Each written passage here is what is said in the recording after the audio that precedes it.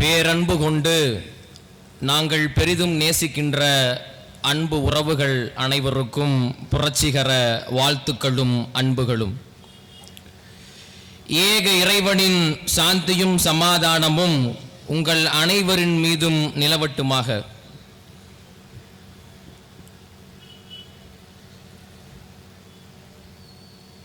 அநீதியை கண்டு அச்சம் கொள்ளாமல் எதிர்த்து போராடுகிறவன் எவனோ அவனே உண்மையான ஜிஹாத், புனித போராளி என்கிறார்கள் இறை தூதர் முஹம்மது நபி ஸல்லல்லாஹு அலைஹி வஸல்லம் அவர்கள்.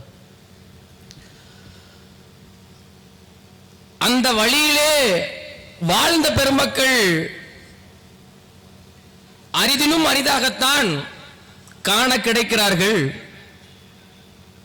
அப்படி தன் வாழ்நாளில் எந்த சமரசத்துக்கும் உட்படாமல் மக்களுக்காகவே வாழ்ந்து அநீதத்திற்கு எதிராக அச்சமில்லாமல் போராடிய ஒரு பெருமகன் நம்முடைய தாத்தா பழனி பாபா அவர்கள்.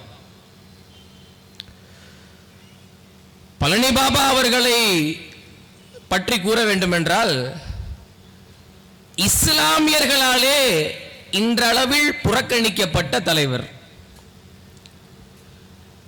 எனக்கு தெரியும், உங்களுக்கு தெரியும், நான் இஸ்லாத்தை ஏற்றிருக்கிற பிள்ளை.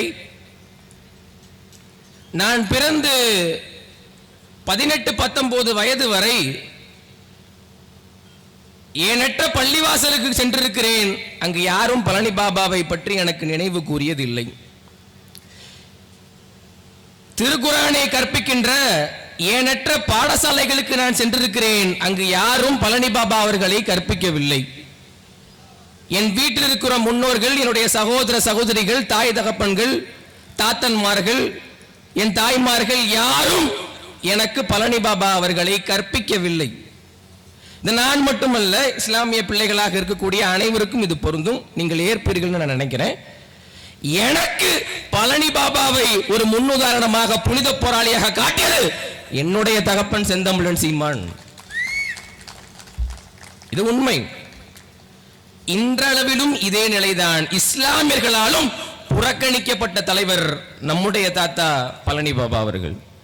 இன்றைய இஸ்லாமிய இயக்கங்களே, இஸ்லாமிய தலைவர்களே, மார்க்க அறிஞர்கள் கூட புறக்கணித்த ஒரு தலைவனை நாம் தமிழர் கட்சி மட்டும்தான் அவன் என் இனத்தின் பெரியார் என்று தூக்கி கொண்டாடுகிறது. இது நமக்கு மட்டுமே உண்டான அந்த பெருமை. உண்மையிலேயே பழனி பாபா கொண்டாடப்பட வேண்டிய தலைவர், கொண்டாடப்பட வேண்டிய தலைவர். அரிதிலும் அரிதாகத்தான் அப்படி ஒரு தலைவர்கள் தோன்றுவார்கள். அடக்குமுறைக்கு அஞ்சாது, எந்த விதமான சமரசமும் இல்லாது, அஞ்சுவதும் அடிபணிதுவதும் அல்லாஹ் ஒருவனுக்கே, அஞ்சுவதும் அடிபணிதுவதும் தமிழர் பரம்பரைக்கே கிடையாது என்று வாழ்நாளில் வார்த்தைக்கு மட்டுமல்ல வாழ்க்கையாகவே வாழ்ந்தவர்கள் அரிதினும் அரிதாகத்தான் தோன்றுவார்கள். அப்படி நம்முடைய தாத்தா புனித போராளி பழனி பாபா அவர்கள். அடிக்கு அடி, உதைக்கு உத, குத்துக்கு குத்து, எந்த சமரசம் கிடையாது. அடிச்சா திருப்பி அடிப்போம், பேசினால் திருப்பி பேசுவோம். அதற்கு பெயர் பாதுகாப்பு, செல்ஃப் டிஃபென்ஸ் என்று போதித்த பெருமகன் நம்முடைய தாத்தா பழனி பாபா. 97% மக்கள் எல்லா விதமான சட்டத்தையும் எல்லா விதமான உரிமைகளையும் பெறுவதற்கு தகுதியானவர்கள். அவர்களுக்கு கிடைக்கின்ற அந்த சம உரிமை, சம அந்தஸ்து எனக்கு கிடைக்கவில்லை என்றால் இந்த இந்திய சட்டம் எனக்கு மயிருக்கு சமம் என்று போதித்த பெருமகன் நம்முடைய தாத்தா பழனி பாபா அவர்கள். 97% மக்கள் புறக்கணிக்கப்பட்ட மக்கள். ஆனால் அத்தனை சம அந்தஸ்தையும் சம உரிமையும் பெறுவதற்கு தகுதியான மக்கள் என்று கற்பித்த பெருமகன். ஒரு முறை பழனி பாபா அவர்களுக்கு மக்கள் மன்றத்தில் பேசக்கூடாது என்று நெருக்கடி வருகிறது. சரி, மக்களிடத்துல பேசக்கூடாது, நீ எரும மாடை கட்டி போட்டு பேசிய பெருமகன் பழனி பாபா அவர்கள். செய்ததெல்லாம் ஒரு மனிதன் வாழ்நாளிலே எப்படி தக் லைஃபா வாழ முடியும்? தக் லைஃப் என்று நம்ம இளைஞர் சமுதாயத்தில் ஒரு வார்த்தை இருக்கிறது, ஒரு சொல்லாடல். வாழ்நாளிலே ஒரு மகன் எப்படி தக் லைஃபாக வாழ முடியும் என்றால் அது நம்ம தாத்தா தான். ஒரு முறை பேசி விடுகிறார், இந்திரா காந்தியை சுட்டது சரிதான், நான் பழனி பாபா சொல்றேன், இந்திரா காந்தியை சுட்டது சரிதான் அப்படின்னு பேசிடுறாரு. நீதித்துறை முன்னாடி நிறுத்தப்படுகிறார். என்ன இப்படி பேசுனீங்களா? ஆமா, இந்திரா காந்தியை சுட்டது சரிதானே, சரியா சுட்டதுனால தானே செத்தாங்க, தப்பா சுட்டு செத்துருக்க மாட்டாங்களே அப்படின்னு யோசிக்க முடியாது, நம்மளால யோசிக்க முடியாது. அந்த அளவுக்கு ஒரு அறிவார்ந்த பெருமகன், துணிச்சல் மிக்க பெருமகன், ஜமீன்தார் குடும்பத்தில் இருந்தவர். தன் வாழ்நாள் இருக்கிற அத்தனை சொத்துக்களையும் மக்களுக்காகவே தியாகம் செய்த பெருமகன். எளிய குடும்பத்தில் பிறக்கவில்லை, பணக்கார குடும்பத்தில் பிறந்தவர் தான். ஆனால் தான் பெற்ற செல்வாக்கையும் செல்வத்தையும் மக்களுக்காகவே செலவு செய்த தலைவன் நம்முடைய தாத்தா பழனி பாபா. அதனால்தான் அவன் இந்த இனத்தின் பெரியார், இந்த இனத்தின் பெரியார்.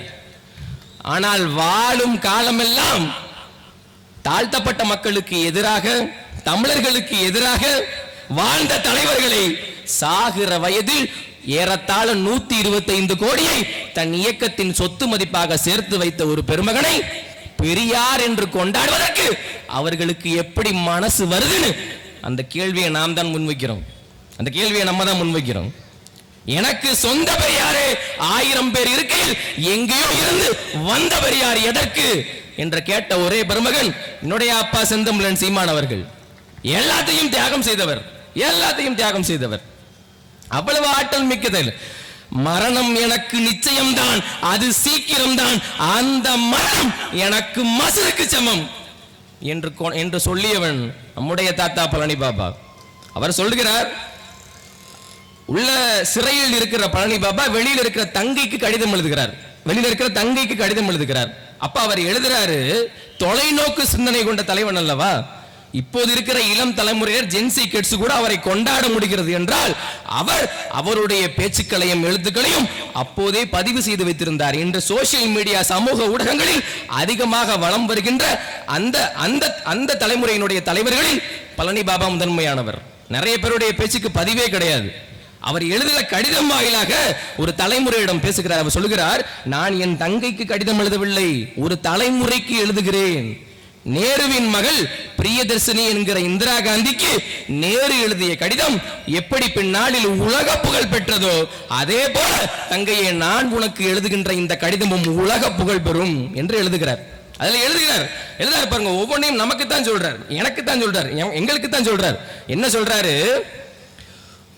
உனக்கு நினைவு இருக்கிறதா தங்கையே, நான் அடிக்கடி கூறுவேனே விதி, நான் அடிக்கடி கூறுவேனே உனக்கு நினைவு இருக்கிறதா, நான் நினைவு தெரிந்த நாள் முதல் நிம்மதியே தரிசித்ததில்லை என்று கூறுவேனே உனக்கு நினைவு இருக்கிறதா, உனக்கு நினைவு இருக்கிறதா.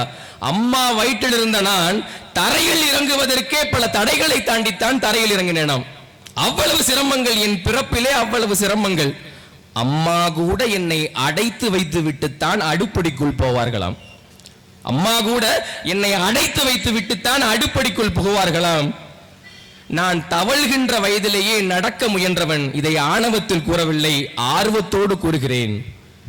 தங்கையே, நான் இந்த ஒவ்வொரு சுதந்திர தினத்தையும் நான் சுகாதாரமற்ற சுற்றுச்சுவருக்குள்ளான இந்த சிறையில் தான் அனுபவிக்க வேண்டியது இருக்கிறது. சுதந்திர தினம் எந்த காலத்திலும் எனக்கு சுதந்திர தினமாக இருந்ததில்லை. உனக்கு நான் ஒன்று சொல்லட்டுமா தங்கையே, சிறையில் இருப்பவர்கள் எல்லாம் அயோக்கியர்கள் என்று நீ கருதுகிறாயா? இந்த சிறையில் தான் காந்தி, காமராஜர், கக்கன், அறிஞர் அண்ணா எல்லாரும் இருந்திருக்கிறார்கள். அந்த சிறையில் தான் உன் சகோதரன் நானும் வாடுகிறேன். Public life and prisons are inseparable. பொது வாழ்க்கையும் சிறையும் இணைபிரியா புள்ளிகள், இணைபிரியா புள்ளிகள். தங்கையே, உன் பிள்ளைகளிடம் சொல், உன் தாய்மாமன் வழியில் நீங்கள் நடக்க வேண்டும் என்று உன் பிள்ளைகளை சொல். தான் சமூகத்திற்காக போராடி சிறை செல்வது மட்டுமல்லாமல் தன் சந்ததிகளையும் சமூகத்திற்காக போராட வேண்டும். நீ அல்லாவிடம் வேண்டிக்கொள் தங்கையே, நீ அல்லாவிடம் வேண்டிக்கொள். நீ என்னுடைய உடலை பார்க்கும் போது எதிரிகளால் வெட்டப்பட்ட விழுப்புண் காயங்கள் என் நெஞ்சில் இருக்க வேண்டும். எதிரிகளால் வெட்டப்பட்ட விழுப்புண் காயங்கள் என் நெஞ்சில் இருக்க வேண்டும். அப்படிப்பட்ட என் உடலைத்தான், உயிரை பிரிந்த என் ஜனாசாவைத்தான் நீ பார்க்க வேண்டும் என்ற அல்லாவிடம் நீ வேண்டிக்கொள் தங்கையே, வேண்டிக்கொள். என்னால் அப்படிப்பட்ட மரணத்தை தான் நான் தினமும் இறைவனிடம் வேண்டுகின்றேன் என்று எழுதுறார். தன் தங்கைக்கு எழுதுறார்.